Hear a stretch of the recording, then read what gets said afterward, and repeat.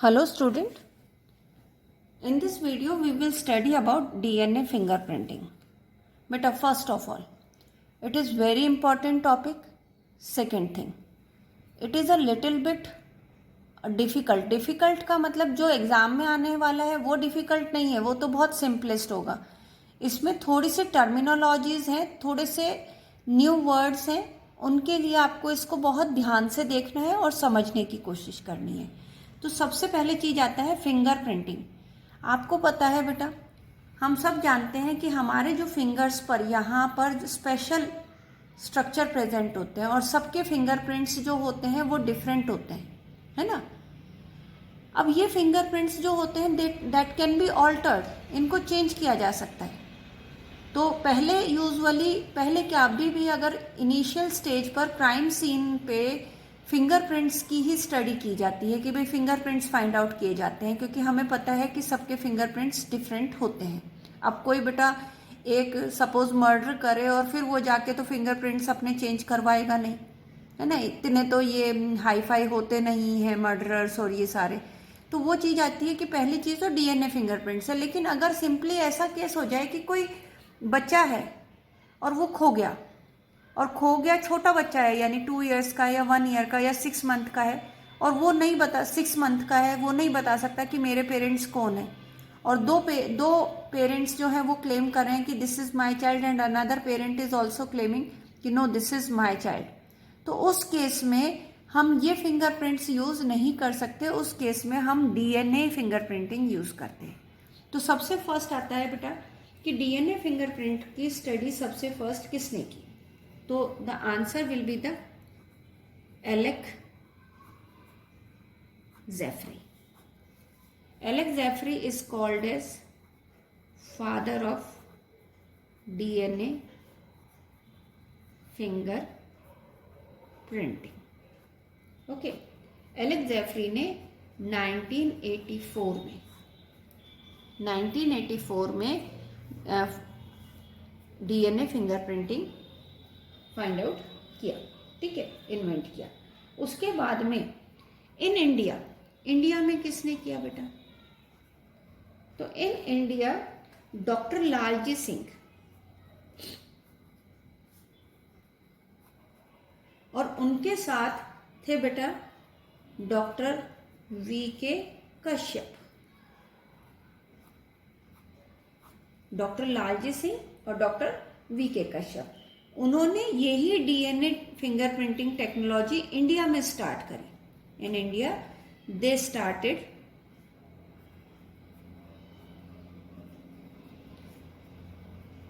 DNA fingerprinting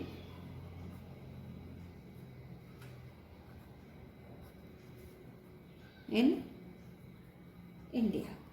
ठीक है, India में इन्होंने डीएनए फिंगरप्रिंटिंग स्टार्ट करी. अब हम ये कह सकते हैं कि ये तो थे father of DNA fingerprinting. Lalji Singh is the father of Indian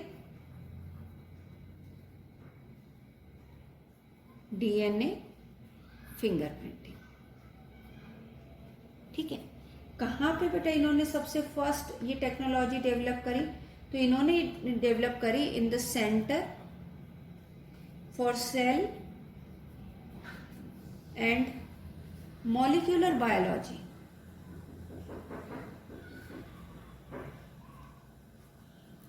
centre for sale and molecular biology, CCMB institute बेटा हैदराबाद में है.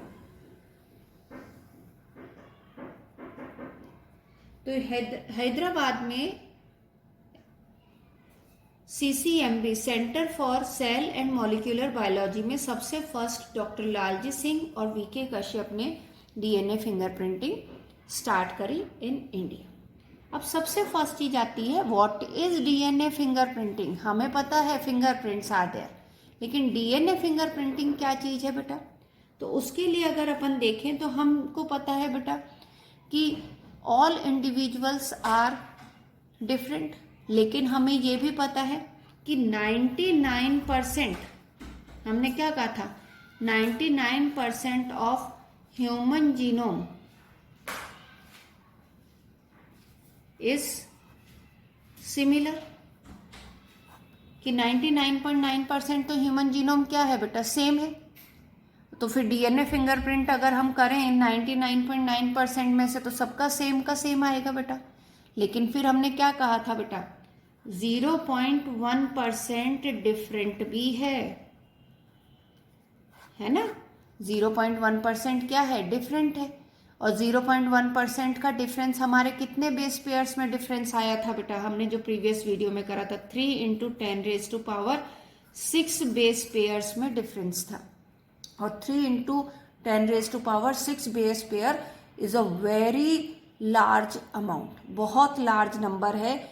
सब इंडिविजुअल के ये बेस पेयर्स में डिफरेंसेस होते हैं। तो इनके बेसिस पर हम लोग डीएनए फिंगरप्रिंटिंग करते हैं। अब सबसे पहले चीज आता है बेटा कि डीएनए फिंगरप्रिंटिंग किस प्रिंसिपल पर बेस्ड है। तो डीएनए फिंगरप्रिंटिंग सिंपली हम ये कहें, डीएनए फिंगरप्रिंटिंग में मैंने आपको बताया कि 99.9% बेस सीक्वेंसेस सेम है in all the organism, all the individual human beings, 1% different है बेटा। अब ये जो 99.9% जो सेम है ना, इसको कहा जाता है बेटा बल्क डीएनए। क्या कहा जाता है इसको, बल्क डीएनए। और जो 0.1% डीएनए है ना, जो डिफरेंट है, इसको कहा जाता है सैटेलाइट डीएनए। क्या कहा जाता है, सैटेलाइट डीएनए। हम सैटेलाइट किसे कहते हैं, अर्थ का सैटेलाइट कौन है बेटा, moon, much smaller than the size of the earth. तो जो स्मॉलर पार्ट है वो सैटेलाइट डीएनए हुआ। डीएनए का जो स्मॉलर पार्ट है जो डिफरेंट है सब इंडिविजुअल में, वो सैटेलाइट डीएनए हुआ। और जो मेजर पार्ट था जो सभी इंडिविजुअल में सेम है, उसको क्या कहा जाता है बेटा, bulk DNA. Now there is a technique by which the bulk DNA can be separated from the satellite DNA. तो सिंपली बेटा आता है कि हम we can use the technique to separate the bulk DNA from satellite DNA। Bulk DNA क्या था बेटा, bulk DNA 99.9% जो क्या था बेटा, सिमिलर था, उसे बल्क डीएनए। और सैटेलाइट डीएनए क्या था, 0.1% जो डिफरेंट होता है ईच इंडिविजुअल में, वो सैटेलाइट डीएनए। तो to separate the bulk DNA from the satellite DNA we use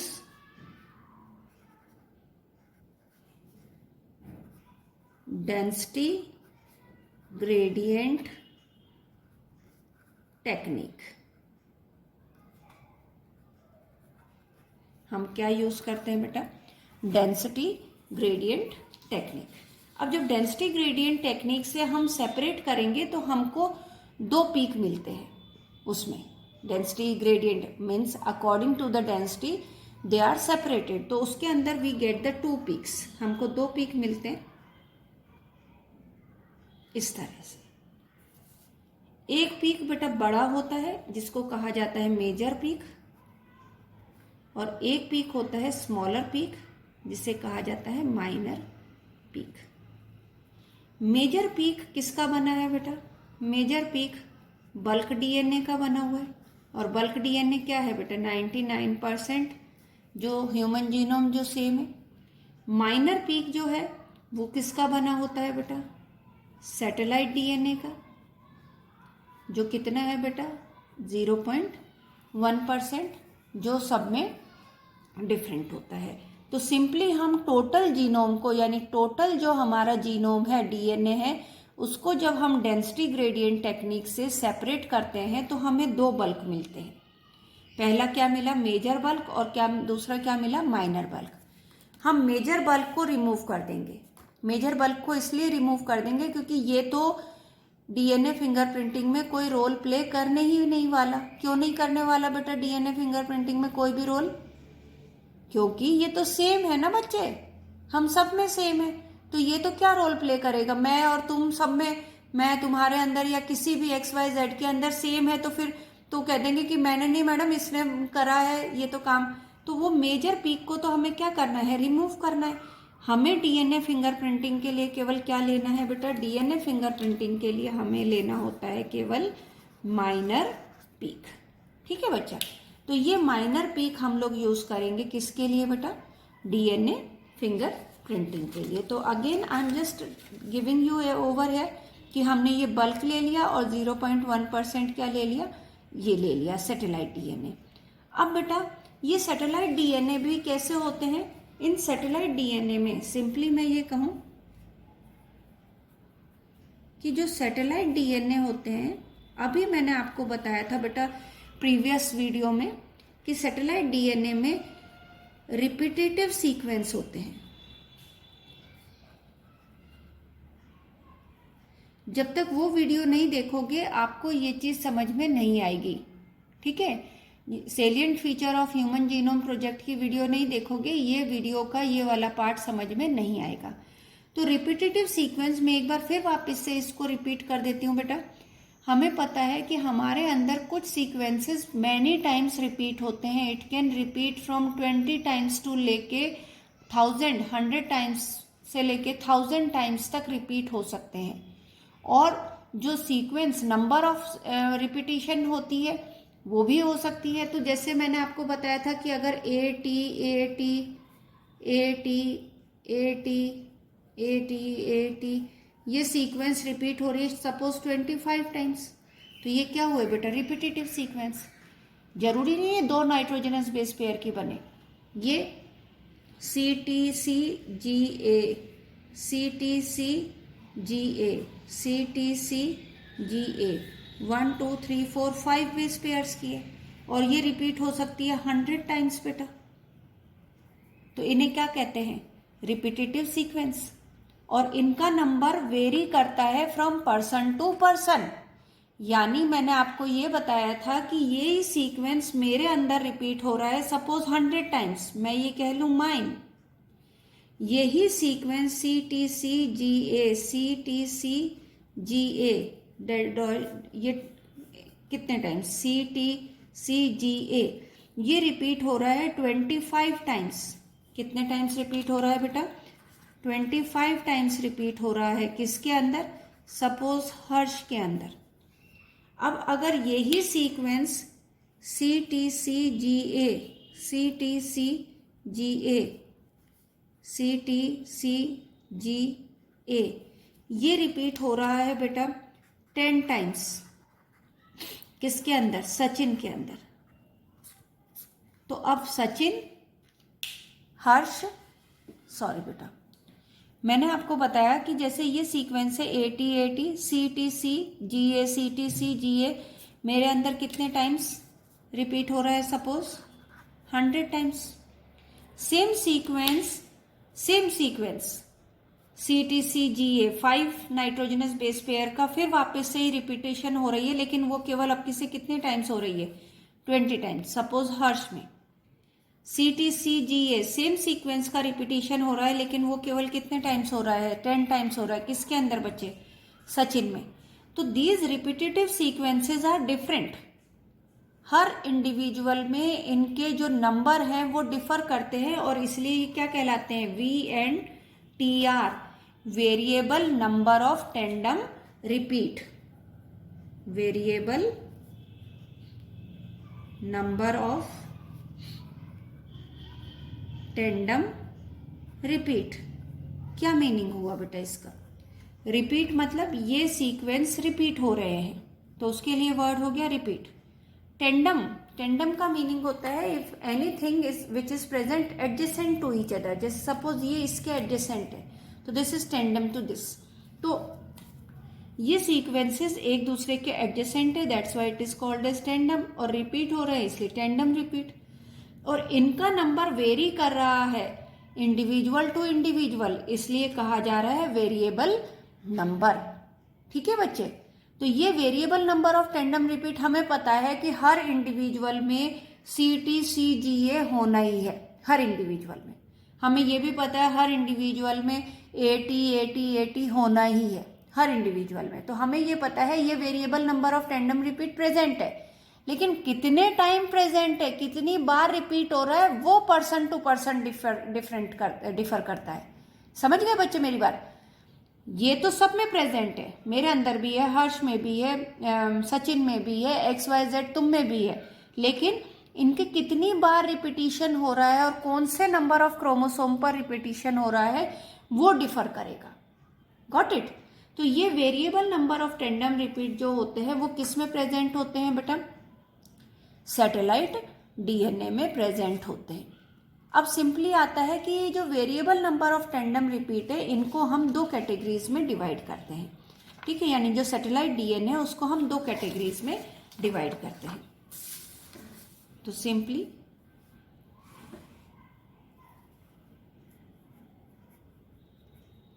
repetitive sequences को हम दो पार्ट्स में डिवाइड कर सकते हैं।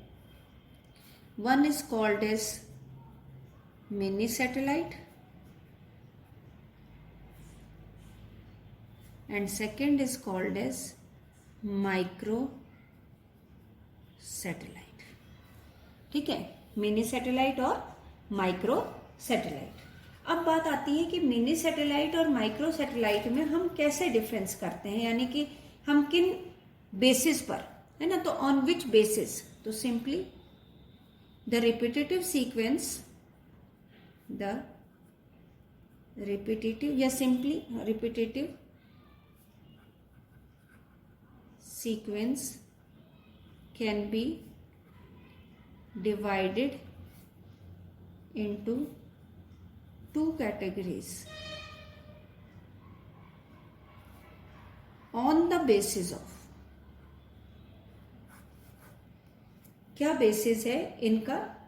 तो फर्स्ट बेस है बेटा द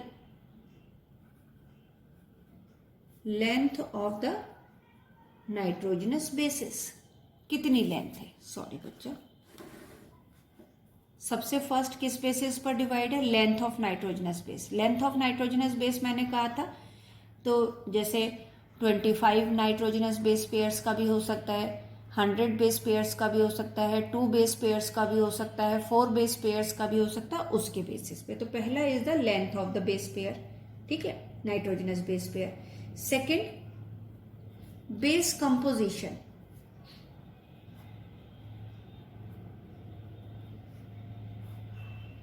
कि बेस कंपोजिशन किस तरह का है? बेस कंपोजिशन का मतलब होता है कि AT या फिर CG कितने आ रहे हैं उसमें, ठीक है? AT और CG किस बेस के हैं? जैसे हमने कहा ACTGA या फिर CCAATC, CCAATC, तो वो बेस कंपोजिशन पर, length of the nitrogenous bases पर, ठीक है।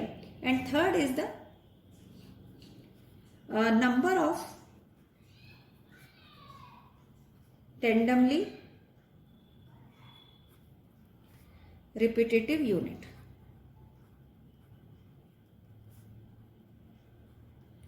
टेंडमली रिपीटेटिव यूनिट यानी कि वो, जैसे सपोज मैं ये कहूं length of the nitrogenous base pair, एक तो था हमने बनाया था AT, है ना, एक हमने बना दिया था CTCGA, हम एक और बना सकते हैं CCCCTT AAGTG। तो ये नाइट्रोजनस बेस पेयर्स ज़्यादा हो गए, ये कम है, ये सबसे कम है। उनके बेसिस पर बेस कंपोजिशन की किसमें एडेनिन थाइमिन, जैसे इसमें एडेनिन और थाइमिन ही है, इसमें एडेनिन थाइमिन और साइटोसिन ग्वानिन का नंबर ज़्यादा है। तो और दूसरा कितनी बार रिपीट हो रहा है, जैसे मैंने बताया था आप लोगों को कि सिंपली सेम चीज बताई थी बच्चे अभी मैंने, कि सपोज ये रिपीट हो रहा है 25 टाइम्स, और sorry this is repeating 100 times in my genome, 25 times in the genome of the Harsh and 10 times in the genome of the Sachin. तो इनका variable number of tandem how many times they are repeating, उस basis पर हम इनको repetitive sequence को दो categories में divide करते हैं।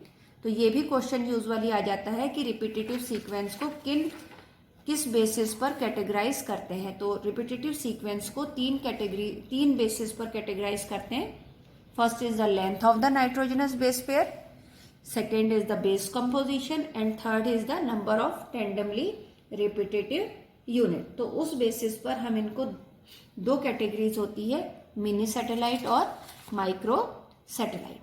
अब मिनी सैटेलाइट और माइक्रो सैटेलाइट को में से हम यूजुअली मिनी सैटेलाइट इज, जो मिनी सैटेलाइट के VNTR होते हैं, that is used as probe for DNA fingerprinting. यानी मिनी सैटेलाइट के जो VNTR होते हैं, variable number of tandem repeat, उनको हम यूज करते हैं DNA फिंगरप्रिंटिंग के लिए. हम बेटा माइक्रो सैटेलाइट को भी यूज कर सकते हैं, लेकिन इसमें क्योंकि नंबर ऑफ टैंडम रिपीट, जो number of nitrogenous base pairs है वो बहुत स्मॉल है और उनके नंबर भी बहुत कम बार रिपीट हो रहे हैं, इसलिए वो इतना इफेक्टिव नहीं रहता है. इसलिए हम माइक्रो सैटेलाइट की जगह किसे यूज करते हैं बेटा, मिनी सैटेलाइट को यूज करते हैं for DNA finger printing. Okay, now these repetitive sequences also shows polymorphism. repetitive sequence और क्या शो कर रहे हैं बेटा, sequences also shows polymorphism.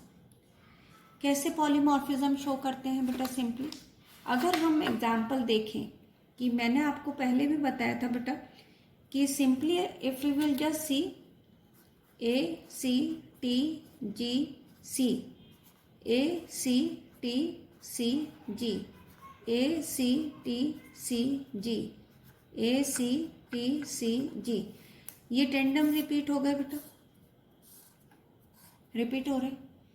अब सेम टेंडम रिपीट हो रहा है इन द जीनोम ऑफ, ये सपोज X के जीनोम में, अब Y के जीनोम में भी यही टेंडम रिपीट हो रहा है, ACTCG, ACTCG, ACTCG. एक तो हमने बताया था कि इनके नंबर वेरी करते हैं, कि सपोज X में ये नंबर वेरी कर रहा है, 10 टाइम्स रिपीट हो रहा है और Y में ये नंबर केवल 5 टाइम्स रिपीट हो रहा है.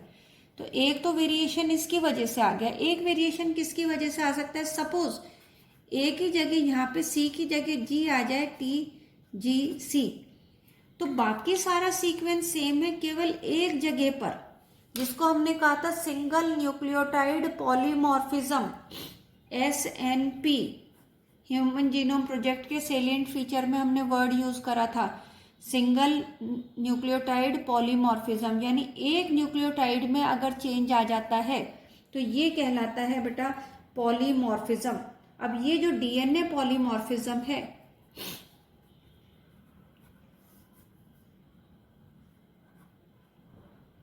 This is also important role play करता है in the DNA finger printing. अब ये बात आती है कि आप कहोगे मैम ये पॉलीमॉर्फिज्म कैसे आए, हाउ दिस चेंज अकर. तो बेटा ये चेंज जो होता है that is due to the point mutation.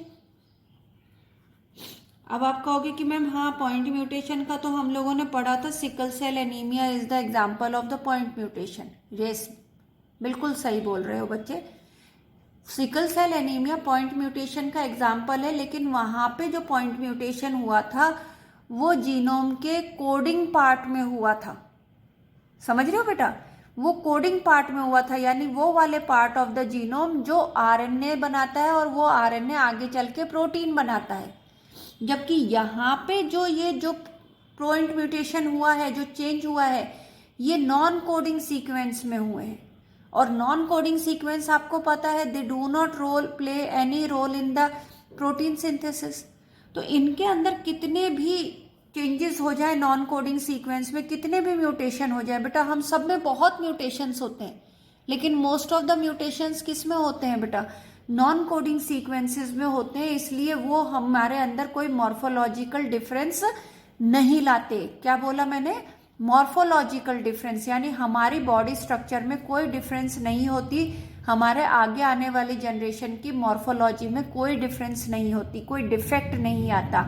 क्यों, क्योंकि ये म्यूटेशन किस में हो रहे हैं बेटा, नॉन कोडिंग सीक्वेंस में हो रहे हैं, लेकिन इस म्यूटेशन की वजह से जो डिफरेंस अराइज हो रहा है वो डिफरेंस एक इंडिविजुअल से दूसरे इंडिविजुअल को डिफरेंट बनाता है और इसको कहा जाता है डीएनए पॉलीमॉर्फिज्म।